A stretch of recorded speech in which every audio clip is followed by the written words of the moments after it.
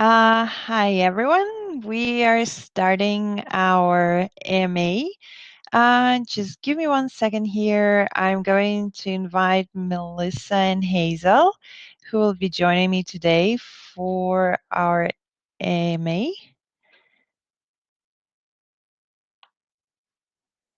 And while we're waiting for Melissa and Hazel to join, hey! Hi Hi there. guys. Good to see you guys. Good How's morning. it going? Morning. So for everyone who has already joined us, please let us know if you can see and hear us well. Please use chat for that.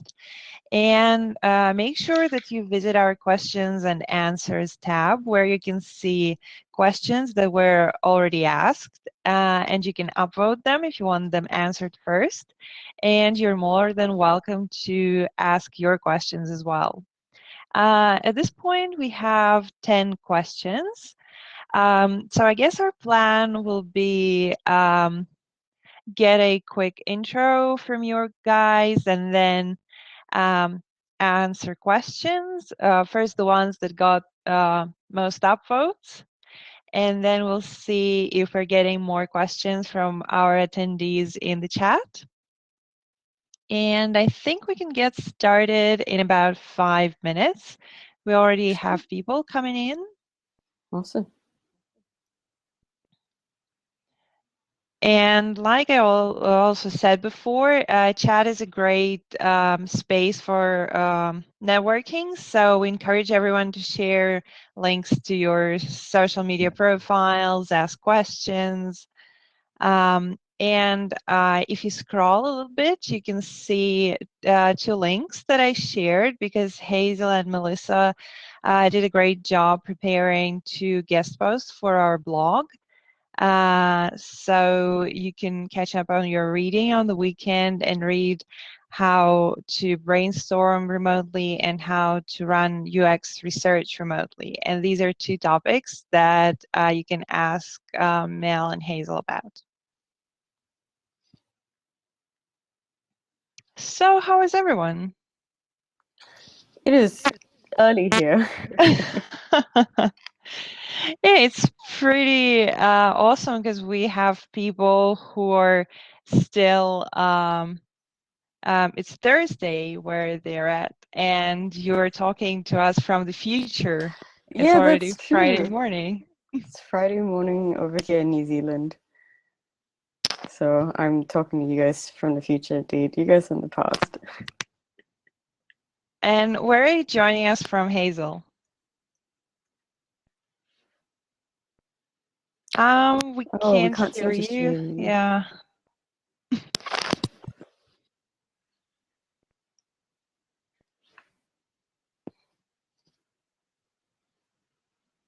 Still nothing. Yeah, Oh, you that's a have bit to strange. unmute yourself.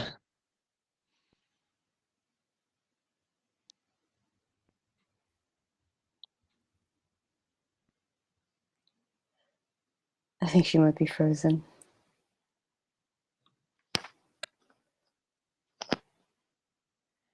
Yeah, we can we can see that you're still here. And I can try to invite you on screen again. That could work. Just give me 1 sec here. Come back, Hazel. She might be refreshing the page. Oh, wait. Now?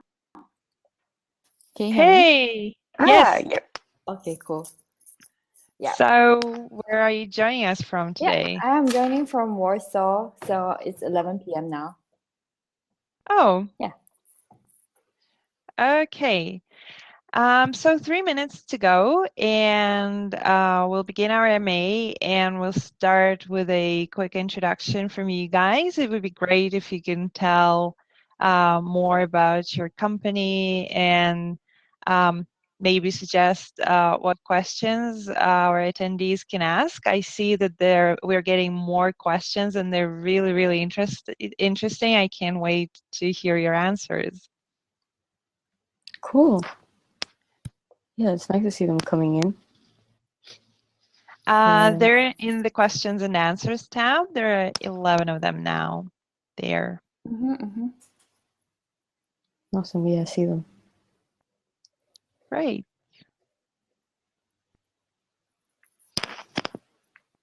And like I said, for everyone who's just tuning in, guys, let us know how you're doing.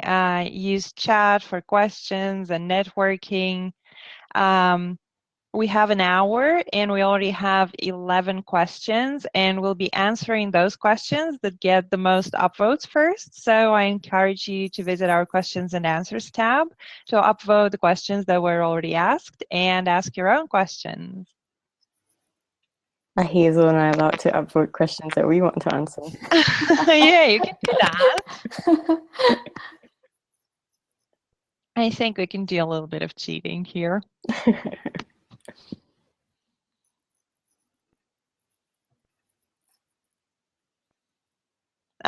We did this last time because my team member wanted one of the questions asked real bad, so she went and asked around and said, please upvote the question. So this is how it works. Oh, it's cool. It was good. Yeah. It was a good question. Yeah, I like some of the questions that people have been asking. I think they're all like really practical questions that, you know, it doesn't get covered very, very often, but it's kind of like, well, I do need to know about this. So it's interesting to see what people are thinking and wondering about.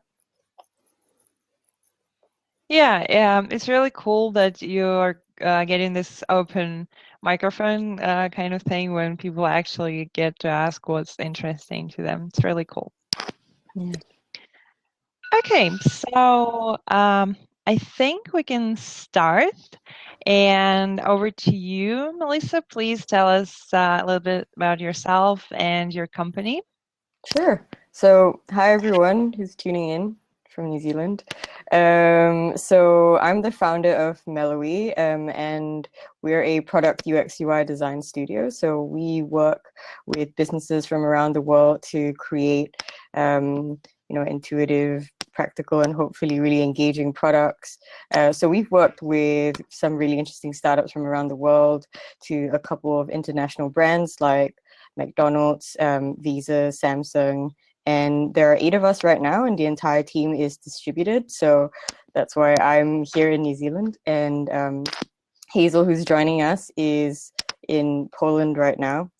So the way that we work is that we do everything lean and agile, which means that even though we're all distributed, we have a lot of face time with our clients, their customers, and we really just make sure that everything that we do fits with what the business is trying to do and what the users really want. So it's been a very interesting past 5 years for us, and I think we've had a lot of adventures through Hangouts, a few times in real life. So it's been really cool, and I think Hazel and I are looking forward to answering your questions. Okay, great. Thank you. So let's begin with the first question that got the most upvotes. What has been the most challenging parts of your journey as a business owner, and how did you overcome them? I like answering questions like these because it makes me like reflect back on my time, you know? I think the hardest part about being a business owner really is understanding your psychology and having to deal with these obstacles. A lot of the stuff that you know might seem challenging, for instance, for me having to go from being a designer working in Photoshop to having to spend a lot of time looking at like finances and cash flow and profit and loss statements, a lot of Excel sheets it is a bit of a challenge, but I think you know it's the biggest ones are the ones that people don't always warn you about. It is having to deal with emotions when you're really stressed out about clients or cash flow, or you know, the stress of having to hire your first person or fire your first person. Those are things that you don't really have a manual for, and those are the things that you have to stick out. So I think that's probably one of the most challenging things that still is challenging, you know, from time to time. Anytime that you have to grow as a business owner, it's typically when you're facing something that's emotionally quite challenging, and then you just have to figure out how to get past it and grow from there. This is very insightful. And actually, there is a quick question from me because, and I should have asked it before, you're saying that you guys are a fully distributed team and you're mostly talking over Hangouts, but do you guys meet regularly? Do you do retreats, or it's not something that you do very often? Yeah, we do. We try and do retreats at least once a year. Last year it was actually twice a year, so we got to see each other quite a bit, and then we were just like, yeah, okay, that's enough. Let's just all go back to our corners now. No, I'm just kidding. So we did last year. We did a retreat. We did 10 days in Japan, which was great fun just because it was kind of in the dead of winter, and everyone on the team pretty much was from a tropical place. So we were all like running around, you know, just kind of freezing a bit in the winter snow. But it was a lot of fun. We got to hang out in Hokkaido, we got to hang out in Kyoto, and then a couple of months later, we all met up again in the Philippines. So that was last year. This year, we're still trying to figure out where to go, but at some point, it's going to happen. But do you like, you're saying that sometimes there are some emotional challenges and things you want to discuss. Do you normally save that for the retreats, and do you like retrospectives in person, or you also do that online as well? I think the emotional part is more to do with like being a business owner, I think, more than anything else. When it's a retreat time, it's a lot of fun. So, you know, we just hang out, we go have food, we sit around and talk, we tell stories, we laugh, we try not to work too much. But it's just a lot of hanging out, and it's just a lot of fun. So That sounds really, really cool. On to our next question. What advice do you have for digital nomads? That's an interesting one. yeah, maybe that's something that Hazel can answer, having Yeah. also been a nomad for a while. Is that for new nomads or just nomads in general?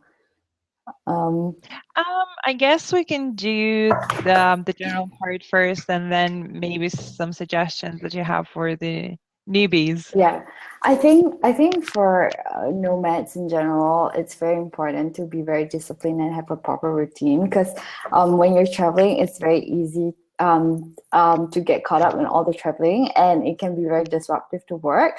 So figuring out like the best environment that you can work in and hanging out with like-minded people is very important in still being able to do your work and at the same time have fun. The other is to be very open to new cultures, and that's really the greatest part of traveling and meeting new people, and you get to network with new people and keep an open mind always and learn the different nuances in between different cultures. For new nomads, I think it's really just doing it. So if fear is holding you back and you have all the resources to travel, then you should just go out and go to somewhere where you're more comfortable with first. So then you'll ease into the digital nomad community, and after that you realize that there's nothing to be afraid of. The next one is to really figure out ways to earn money online, and that's leveraging on your skills and your previous networks, and then just like finding your niche.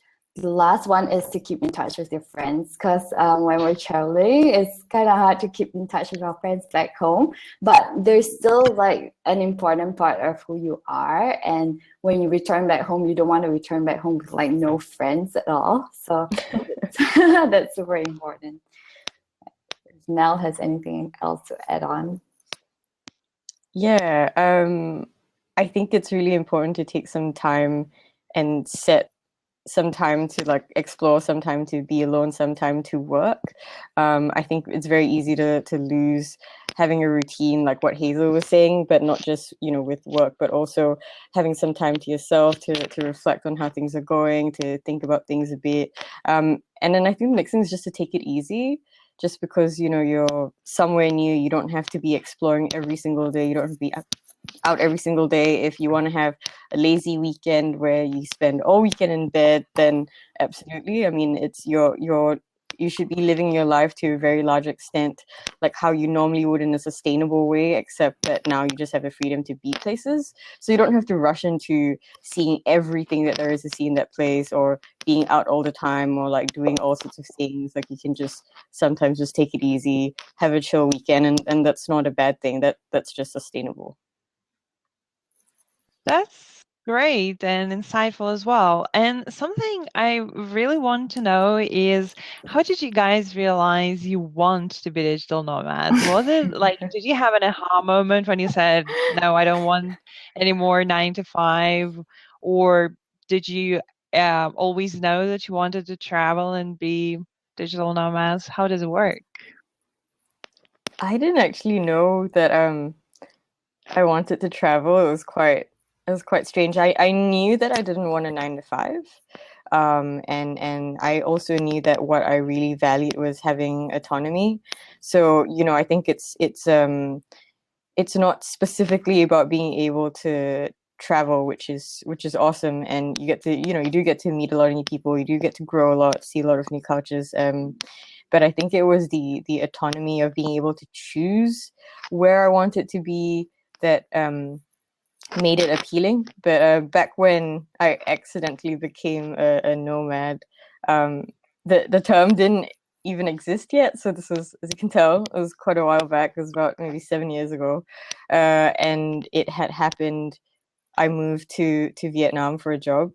Did not like the job, but I really liked Vietnam. So when I left the job, I decided that I wanted to stay in Vietnam, and I went back to freelancing. But it just happened that none of my clients were in Vietnam. They were all in Singapore. There were quite a few in Australia. There were a couple in Europe, and I just spent like my days, you know, either if I wasn't designing, I'd be on Skype or I'd be answering emails. And then it sort of occurred to me to be like, oh, if I don't actually have to be here in Vietnam, I could actually be anywhere, right? So as long as I did my job really well, I had happy paying clients, then I could kind of go wherever it was that I wanted to. So from there, I started exploring, and then over time, even though I was bouncing around, I still ended up with too many clients, and that's when I decided to start hiring.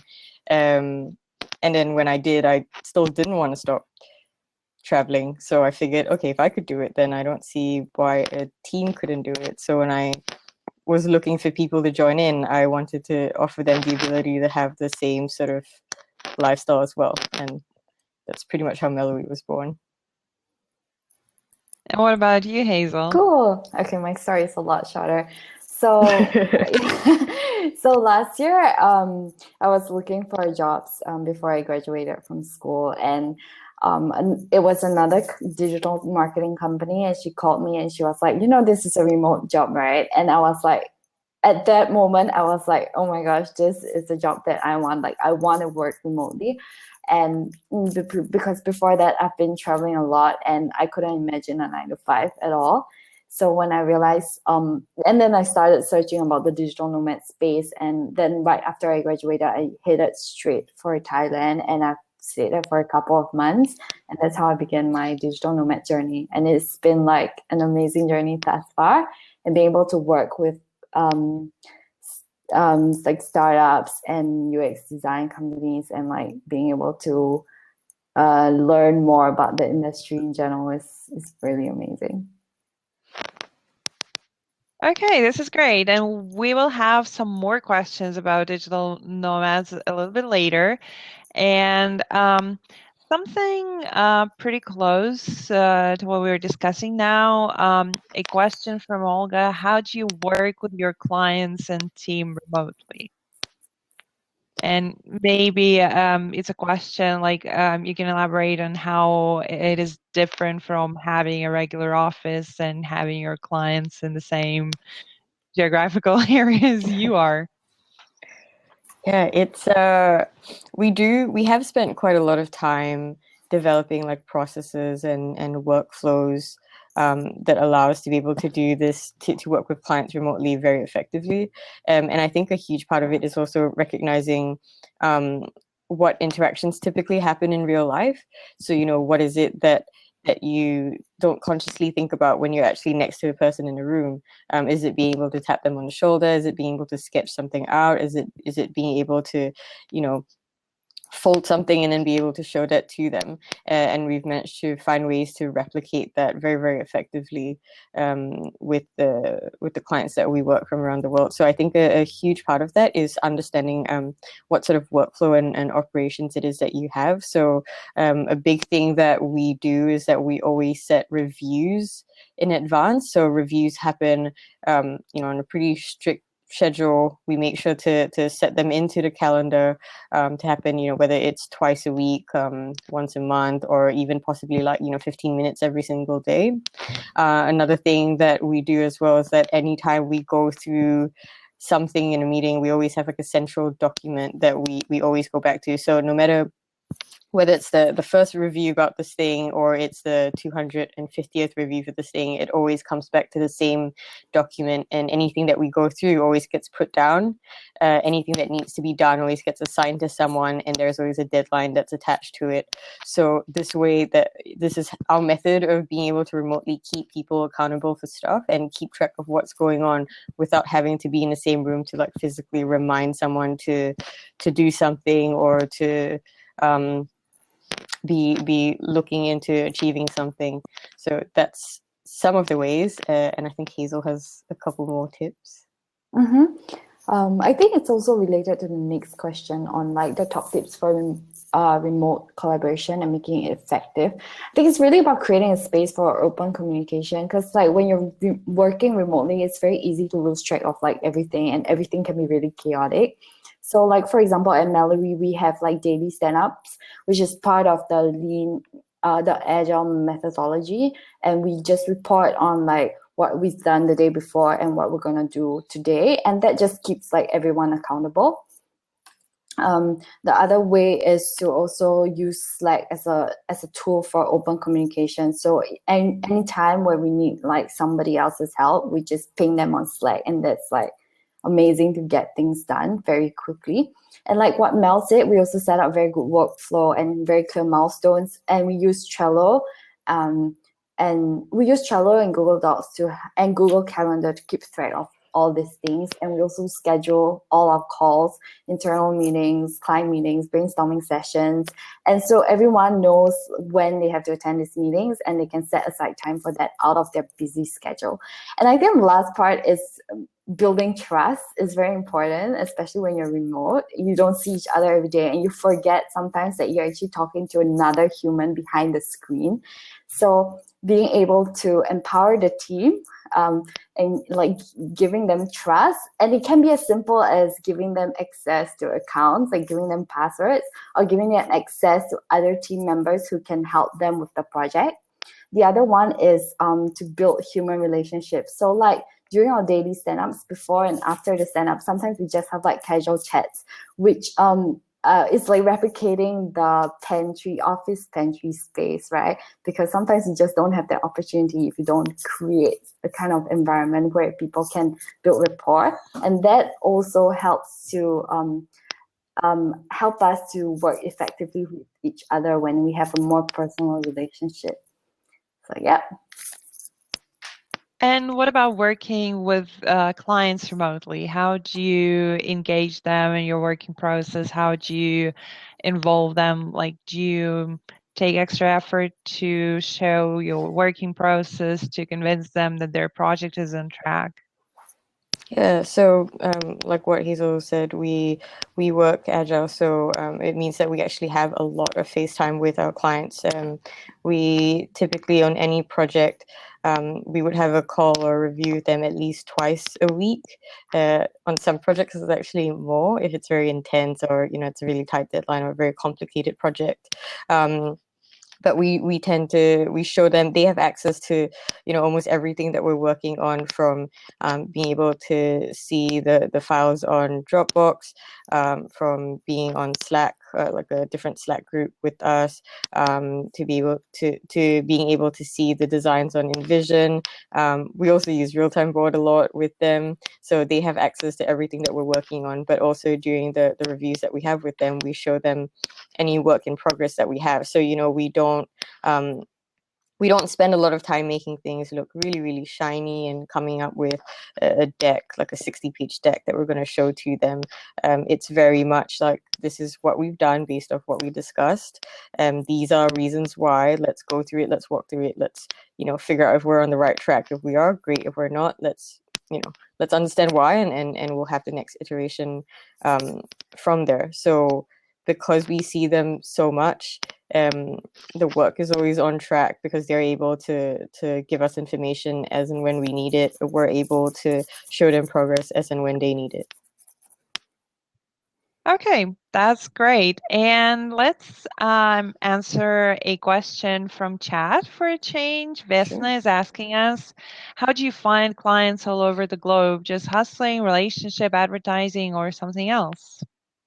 It's a pretty good question. Yeah, a lot of that is just building relationships with people. It's one of the nice things about being able to travel is that you do get to meet a lot of different people, and if you know, you spend a couple of weeks or even a couple of months in a place, you do start to make some connections, make some friends.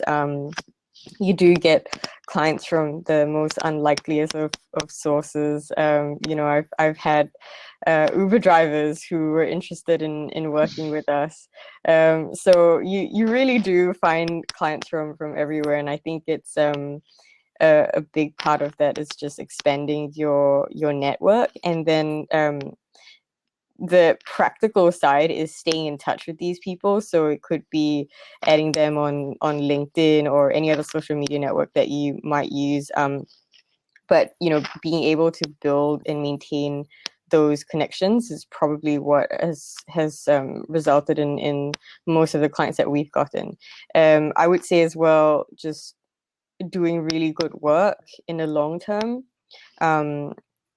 helps you grow that word of mouth referrals. So we've grown almost entirely through word of mouth referrals and recommendations, and that's just really through trying to do the best work that we always can do, and always trying to improve not just the work that we do, but the way that we do it, the expertise that we have, the knowledge that we have. So I think there's that. And I would say another thing as well, something that I've learned along the way is to know yourself well enough to know how you like to make connections. So a lot of people, and what's really effective, and a lot of people would recommend doing that, is to go to events and meetups and network there. But I'm quite an introvert, and that's not really the sort of thing that I would personally enjoy. And if I don't personally enjoy being at an event, then that's not, you know, the best representation of myself. That's not sustainable. That's not the best representation of the company. So I've learned instead what I really, really enjoy is having like one-on-one coffee meetings with people where, you know, I just be like, hey, do you want to grab a coffee? You sit down, you have a chat. It's personal, it's comfortable, it's something that I enjoy.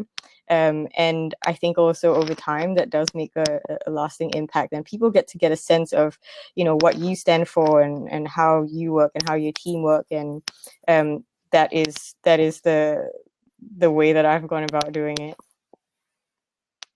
Thank you. And Vesna and John here, they appreciate the advice, and I can really relate to this as well, because I think there was this huge movement where everybody was writing about how networking is important, but then networking on events is sometimes superficial because you just get to exchange business cards and don't really understand who you're talking to. So yeah, this is great advice. And we're actually getting more feedback in our chat.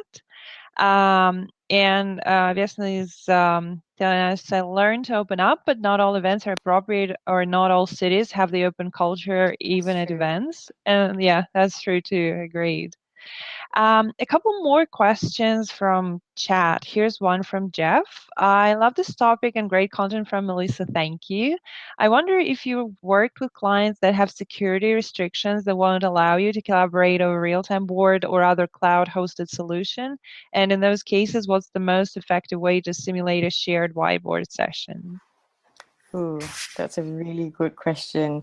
I will say that's one that every time we've run into this situation, which hasn't been very, very often, we've always had to find different ways to go about it. So one of the enterprise clients that we have, they do have very strict security restrictions. And so, you know, we weren't even able to share files via Dropbox with them. So with each case, it's always something that's a bit different, or the restrictions are always something that's a little bit different. So whatever it is, we try and figure out like what's the best tool that could replace that. But in general, our workflow tends to stay the same. So even though this client couldn't use Dropbox and they couldn't do Skype, we figured out a way to be able to get them the files, which is a bit more manual. And also, instead of doing Skype calls, we would use our Skype credits to actually call their phone or like dial into a conference call with them. So it's not always going to be really ideal, but you just have to make do with what you have. As for being able to collaborate over like, or rather to have a shared whiteboard session, we have not found a way around that. I think the best thing that we can do is try and be able to send them sketches as we go along. So it's a much slower method of doing it, but still could be as effective. So we've had instances where we're on a phone call with them, like a literal phone call, not a Skype call. And we have actually sketched things out and sent that across via email, just to make sure that like we're on the same page in terms of what, you know, our understanding of what the product should be, or what the system should be. And even though that's a bit slower, we still managed to get the rest of the work done. That sounds pretty creative. Nice workaround if you get to do that this way. And here's another question. As a new freelancer nomad, how long would you give the setting and establishing phase before you start getting projects regularly? So I think it's a question from someone who is just starting their journey as a digital nomad, and that's an interesting question. Oh, that is an interesting question. Yeah. I don't know if you have I don't think there's a strict timeline. I do think that a big part of it is how much you're willing to sort of sell your services. And it doesn't have to be as sort of soulless as it sounds, you know, like sell my services. It's just I think if you put it out there with the people that you meet, what you're doing, why you're doing it, how you can help them, you can start to get some clients pretty quickly. It does, I will say it does depend on what it is that you do, and how niche it is, and the sort of people that you end up meeting as well. But if you go out and you say like, hey, hi, I'm Mel, like I do product design, we work with some cool businesses, what are you working on? Oh, this is how I can help you, and let's talk about the problems that you're having, and like, oh, what about this idea, and what about that, and you really engage them on that level. I see that you're a UX designer, so I think being able to put yourself out there and say like, oh, hey, I'm a UX designer, and let's talk about what you're working on, and like, oh, did you know in UX there's this, and you could try this out, and maybe you're going to get more traction here, maybe you're going to get more engagement here, more retention here, and that is able to engage someone enough to be able to think about how you can help them. And that typically would be how you get your first client, and then from there it just keeps rolling. So no strict timeline. I think the method to which you engage with people. Let us know if this answers your question, but I think it pretty much makes sense. Yay, there is thanks from a purse. So let's move on to one of the questions from our questions and answers tab. What are your top tips on making remote collaboration effective? I think you did cover a little bit. And maybe we can do a real quick recap, like what are the top tips? 1, 2, 3, the must-dos and must-haves. Must-dos and must-haves. How about if like Hazel, you and I take turns? You can go sure. first. Yeah, I think like my top tips is it's like the tactics really depends on the company and how the founder wants to run it, but the most important thing is to create a space for open communication. You can use whatever tools that helps you with that. The second is to create like a really good workflow and to set up milestones so that everyone know where the projects are headed towards. And the last is to build trust within the organization. Yeah, so those are my three key tips. Oh, And then I if can we're come up with 3 as well. Yeah. if we're talking about building trust, do you guys do like icebreaker sessions, that kind of stuff? Like what works best for you? Like you said, you do some real quick chats after your calls just to like hang out and talk about non-work related matters. What works best for you in this case? So another thing that we have on Mondays, on top of our daily stand-up, we actually have a short, like 30 minutes part where we say the highs and lows, which has like maybe work related, but it can also be non-work related. So we at least know what's going on each regarding each other's life. And so I think that has worked pretty well. So we know each other on a deeper level. The other way is to have like a Slack channel that's dedicated to non-work stuff. So we can just like throw in like music that we like or travel photos, and that also helps to build like rapport. Yeah, I would say with that as well, we do spend quite a bit of time like just goofing off before calls start and joking around, talking to each other a bit.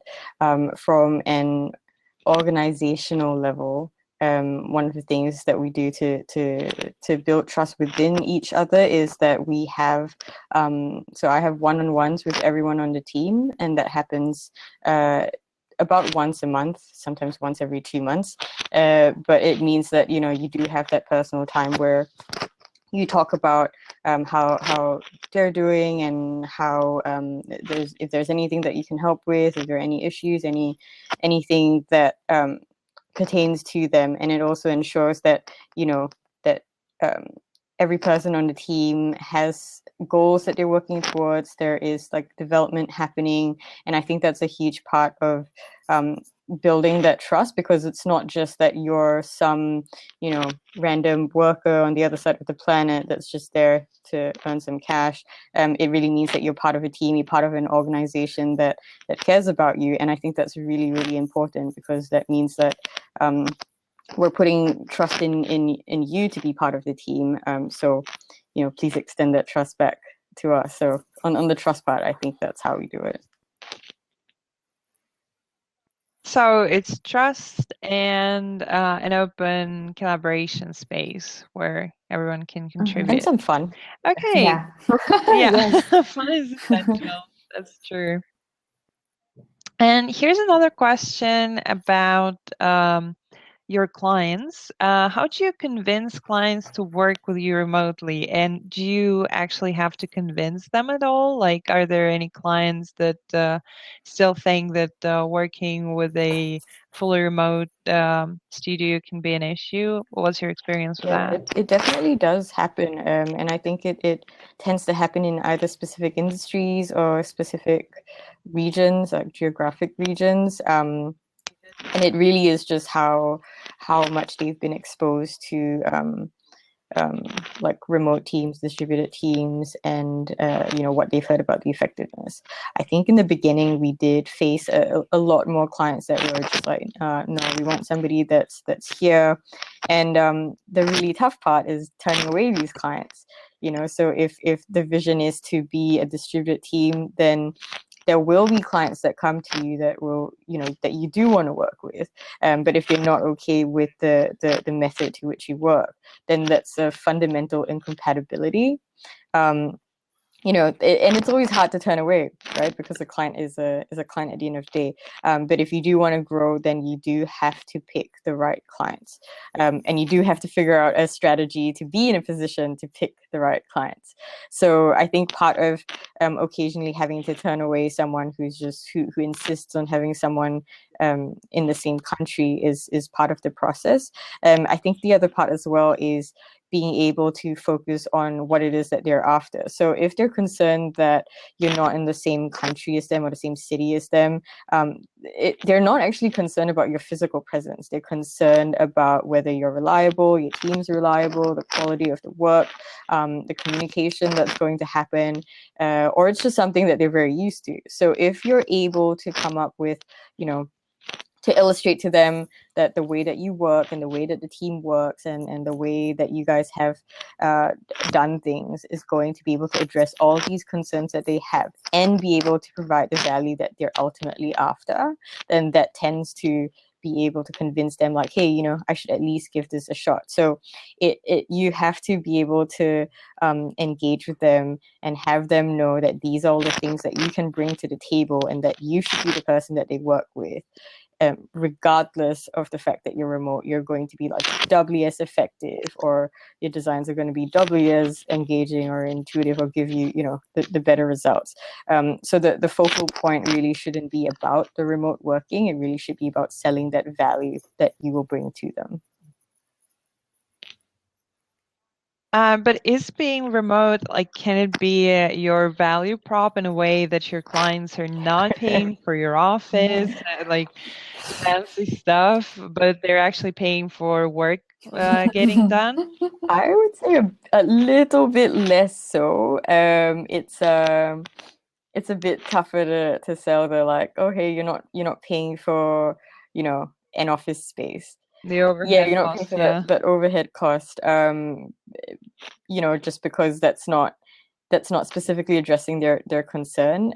Sure, price point is typically a concern, but a price point tends to, again, be a compatibility thing. Either you fit within our budget or you don't fit within our budget. It's not really typically a very strong selling point. It doesn't make somebody go like, oh, I want to work with you. It's more of like, I can or cannot work with you. So I think we do try and sell the value of what we're doing. But one of the things that we have, I think, learned a lot as a team, and also has come in really useful for a lot of the clients that we've worked with, is that having such a distributed team means that we are exposed to a lot of different markets, a lot of different products, a lot of different cultures, purchasing behaviors, and that has given us a lot of insight as to how to design for different regions or for different cultures. And that's just like kind of that inbuilt diversity that we have just from being so diverse and living in different places. It also means that we get to learn so much about different cultures and markets, not just by traveling, but just by talking to each other and being able to understand how the government works in Brazil versus in Denmark versus in Singapore versus in India, and that gives us so much insight. And it also means that when the opportunity comes that we've designed apps for people in South America, we've designed apps for people in India and Singapore and Australia and the US, that the ability to design effectively comes from having that shared foundational understanding of how different markets and different cultures would work. And so I think that has been one of the very useful things about having a remote team, is that aspect of being able to bring that exposure and that expertise to the projects that we work on. And do you ever fly over to your clients, get the whole team fly over to a client, or you still normally communicate with them at a distance? I would say 90%. That said, we do have 2 designers who are in Singapore right now working on an in-house client project. But that, I will say, that's definitely far and few in between. It happens, I would say, usually even less than 5% of the time. For most parts, we're entirely remote, and our clients are all pretty okay with that, which is cool. That's impressive. Yeah, that's great. Okay, here is another question. Hi, Melissa. Great to see you here. My question is, what are some personal challenges of living a nomad life? If there are any. Is there? And there Definitely are. I think the biggest challenges, some of the challenges Hazel has already shared about, but I think the biggest one, and I will say as well, it's doubly challenging if you are a business owner or an entrepreneur. It means that you have a lot of things in your life that is not routine or is not stable. And that can be very, very challenging, emotionally, psychologically, also physically. So I think that the biggest thing is having something that sort of gives you a stable base or a stable foundation to be able to sort of like grow things on. There are very, very few people, I think, that are able to handle having so much like uncertainty in their life. You know, from because it's not when you travel and you have somewhere new that you're going to, it's not just a new country, it's a new culture, it's a new language, it's new currency, it's new you know, driving directions, it's new street rules, knew it's everything, pretty everything, and much. that's such an adjustment to make, and that takes up so much of your mental space, and it also really dictates like how you feel. It dictates your mindset and your outlook a lot of the times. And if you have so much of that is not as stable, like you don't have friends next to you, you don't know where your next like paycheck is coming from, you don't know like when's the next time you're going to see your family, or you know, maybe you do, but a lot of these things kind of stack up, and you start to feel like you're kind of adrift in a sea and you don't really know which direction to go. I'm sure there are some like nomads here that you know might be able to understand like what I'm talking about. But I think that probably is the most challenging thing, is just to have so many things that are not stable all going on at once. I would say by far that is the biggest challenge that I've faced as a nomad. And what about you, Hazel? I think You mentioned that friends. You mentioned that friends, yeah, yeah, on the I fence think sometimes when you're not around. yeah, I totally agree. So I think like for me, like relationships, like the social aspect are the most challenging part. So keeping in touch with friends back home, because sometimes like when you're not used to it, it just seems so weird to schedule Skype calls and Skype meetings with friends that you usually like meet face to face, right? And your friends have to get used to it as well, and you have to overcome some like time zone differences. But at the end of the day, because they're important, so you schedule them in your Google Calendar. That's a tip Mel gave me earlier on. And the other challenge that some people might face is finding like communities or like-minded people, especially when you're in a foreign country, like you don't know anyone. So some places are easier than others. For example, top digital nomad communities like Chiang Mai or like Budapest is probably easier, but others might be a little harder. So my advice is to just like go for meetups, go for Facebook events, and like meet new people. Yeah. Okay. But still, from what you're saying, it doesn't sound like there are too many personal challenges. It feels like you guys are still enjoying yourselves a lot. So that's great to hear. Yeah, I'd say so. If not, we wouldn't be where we are right now. Yeah, makes sense. So here's a question from Tanya. How to get in-depth insight into users' needs and motivation remotely, how to immerse yourself into their lives without actually being on site? That is a very, very good question. I think again, the thing that's really difficult about being able to do that is anything that's like very, very heavily contextual. The nice thing about digital products is that a lot of that can be something that you still can see online. So, you know, getting them to use something and sharing their screen while still being able to sort of like look at their expressions is a big one that we do for testing. But insights into user needs and motivations, I think a lot of that can happen through conversations and asking the right questions.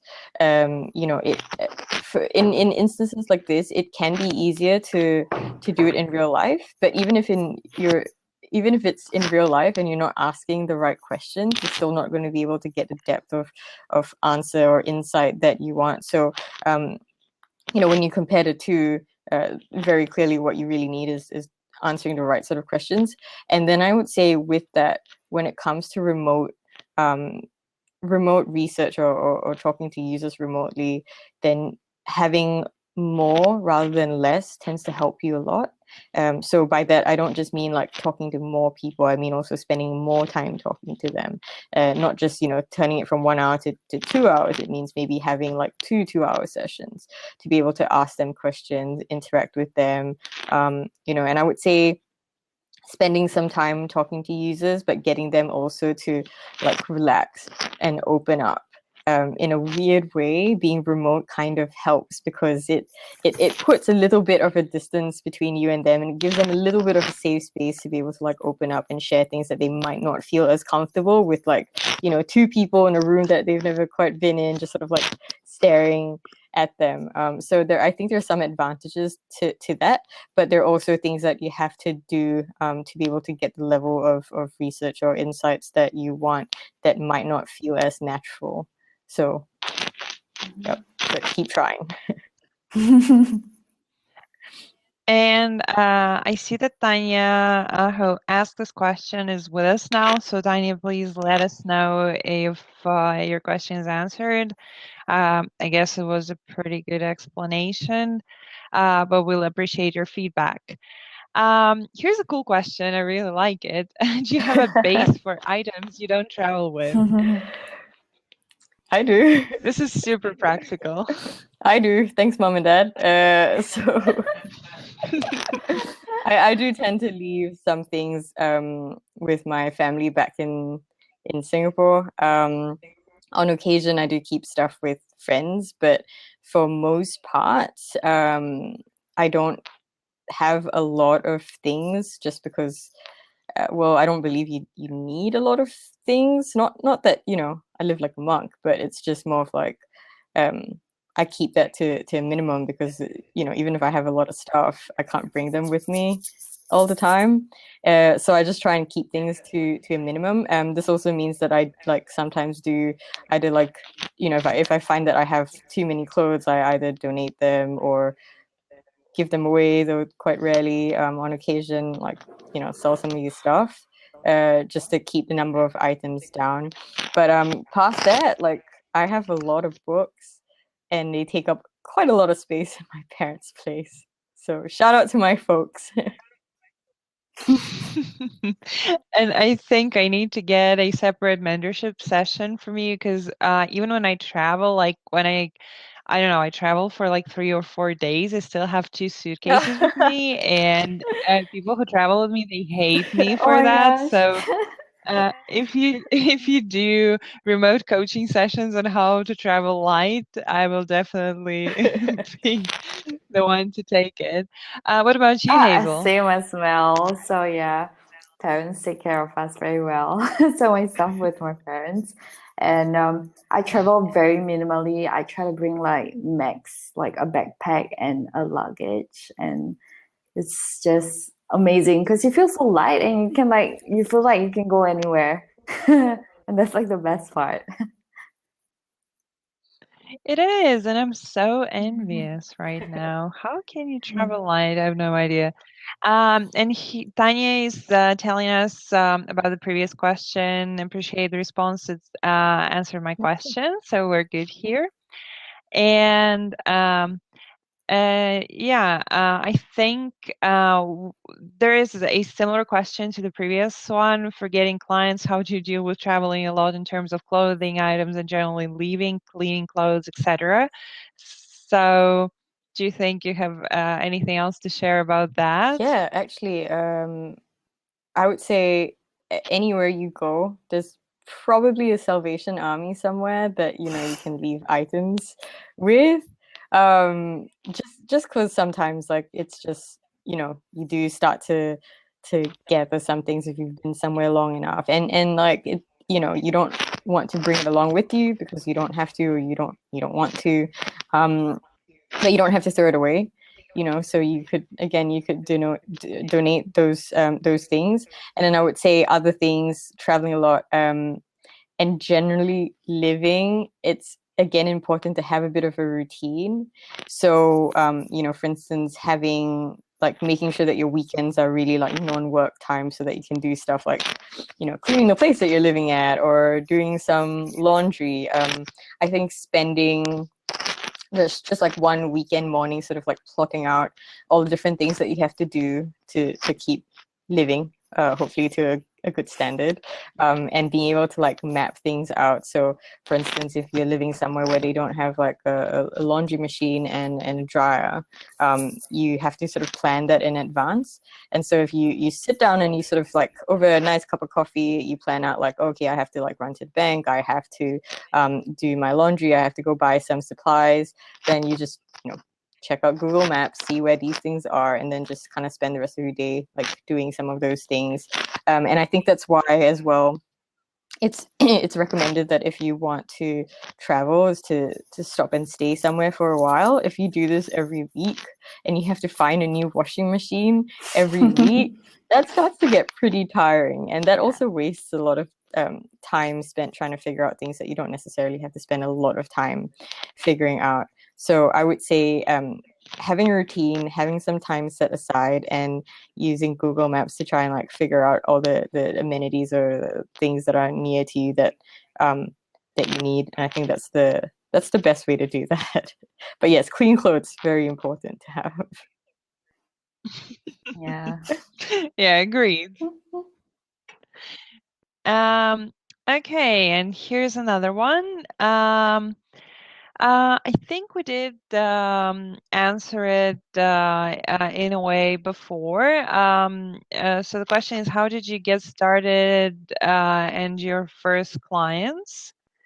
So I think Mel pretty much covered it at the beginning, just word of mouth, right? A little bit of networking. Yeah, my first clients actually were friends. So that's how I stumbled upon doing design. I never, formally studied it. I just saw a friend who had a business that was trying to design something, told him maybe a bit too honestly that it wasn't very pretty, and offered to offered to do it, to redesign it for him. But the thing was that I didn't actually charge him for it. It was just that I wanted to improve that, and I wanted to, I wanted him to get the goal that he was going after. So I ended up redesigning that for free, and he was like, "Oh, this is actually not bad." And so that's how the word of mouth thing started. And I think very early on, having like the knowing what my value proposition was, even though I didn't actually know the words value proposition back then, but really knowing what it was that the clients were after at the end of the day. So I spent a lot of time talking to them about their businesses, their business goals, business problems, and not a whole lot of time talking about the actual design aspect of stuff. And the reason why anyone would be after anything to be designed typically is to try and meet a bigger goal within the business. And so that's actually how I got started out. I took an interest into what problems goals that these clients and businesses had, and how design could potentially help them. And that those are the conversations that I have been having with them ever since. So that's how I got started. Yeah. And here is a very cool question from Vesna. I think you see it as well. How many different public transportation cards do you have in your wallet? Well, Did you ever count? not really.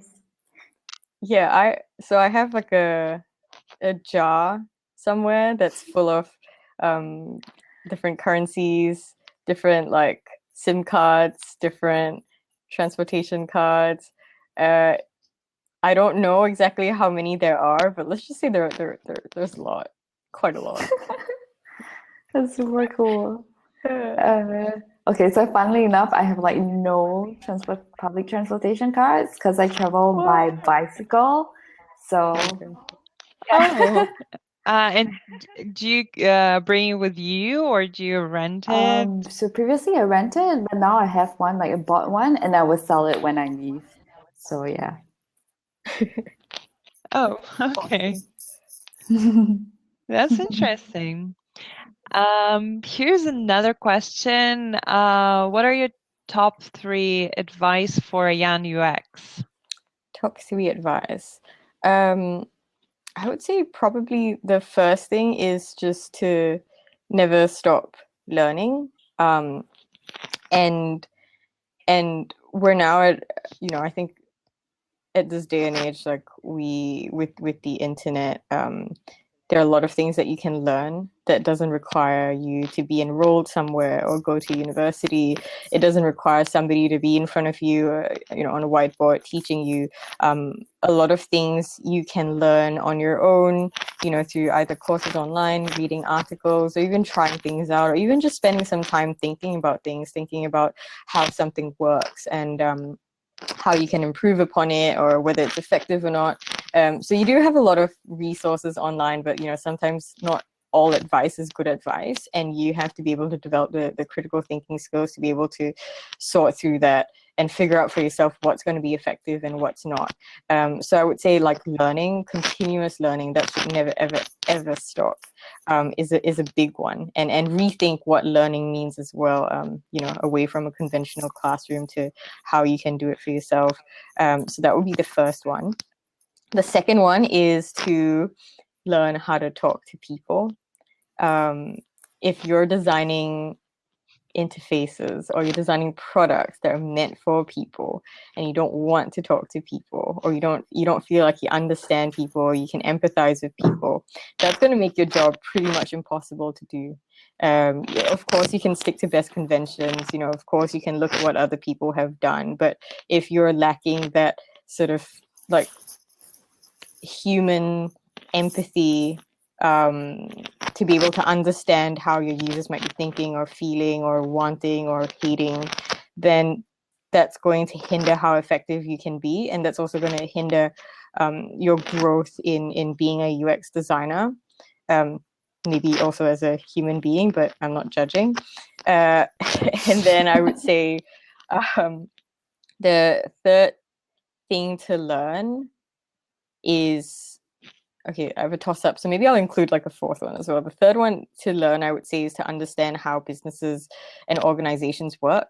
There are a lot of times where you're going to want to be able to propose, this really like awesome design, but the business side can't make it happen, or it's not going to be effective for like the ops team. Then that's not effective design anymore. That's just something that works on paper, but not going to work in real life. And that means that, ultimately you haven't actually been able to do the job right. So even if it's something that's, limitations like budget limitations, time limitations, skill limitations, those are still practical, like real life limitations that you have to design around. So this means that your design maybe theoretically is less perfect, but when you execute upon it, it's actually more effective. So I think that one. And then the last one I would say as well is to rethink methods. And by that, I mean, like, someone might tell you that this is the best way to do something, and it's not necessarily the best way to do something. Or someone might tell you that this method is only used to do this specific thing. But if you find out and you experiment and you try it out and you find that this method is useful for something else, then by all means do that. Because at the end of the day, it's really what you get out of it, as opposed to like sticking by the book and like sort of being very rigid. It's you know, I would say when it comes to UX, it's really about finding a range of methods and trying things out to be able to get the result that you want. And if it's insight that you're after, find the different ways and means to get that insight. It doesn't always have to be strictly how everyone tells you that this is how it has to be done. If you find another way, even if it's a bit of a hack, or even if it takes longer but it's more effective, then ultimately that's what you're after. And actually, back to your first tip about going online and researching and learning, I actually read a report by UXPin yesterday. It's about enterprise UX, and they run a research, and I think they asked about 3,000 professionals, UX professionals working in enterprise, and 65% of them said that they are self-taught. They didn't go to school for UX. So pretty much anything is possible because now they are working in an enterprise environment and are pretty successful. So that's awesome. And here's another interesting question, and I think we have time for a couple more question stops. So here's one from Vesna. Were you always into agency work, or were you considering your own products too? This is really cool. Did you ever think of creating your own digital product? Yeah, definitely. I mean, we've spent so much time building products for clients that I think at some point it's very natural to be like, oh, you know, there's this cool idea, like we should totally try and do something with that. So to answer the question, I would say yes. We have been internally like working on a couple of ideas here and there. So at some point, hopefully something comes out of it.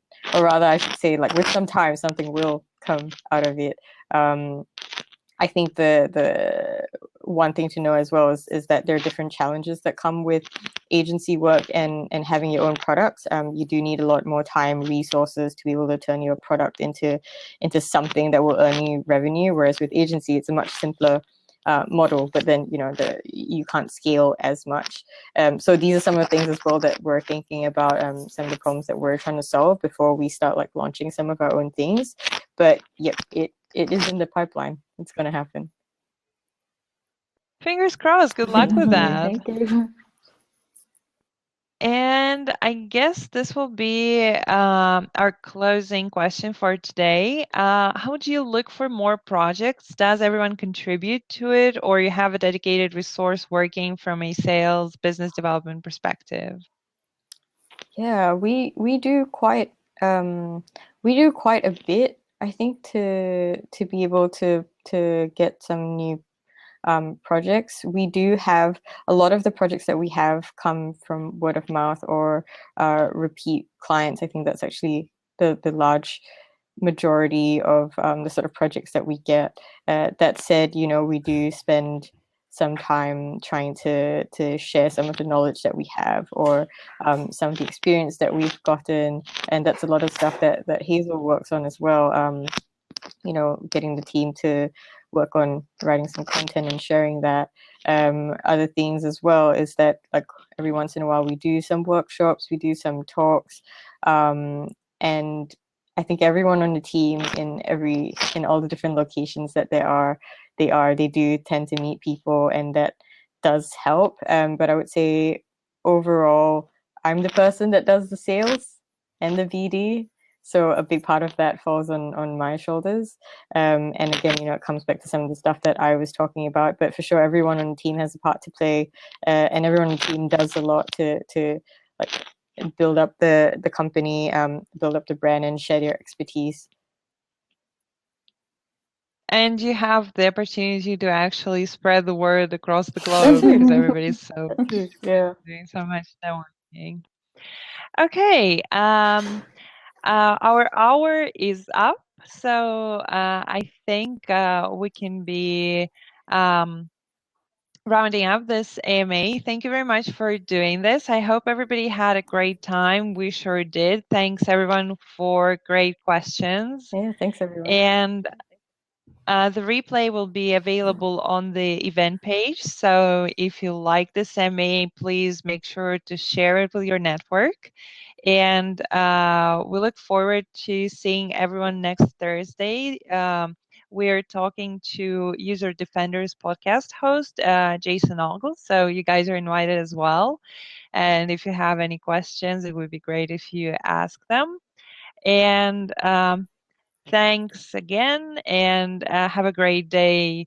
Mel, have a good night. Hazel, and catch you later. Talk to you soon. Cool. Bye. Thanks Bye. Thank everyone. you. Thanks for having us. Bye. Bye. Bye.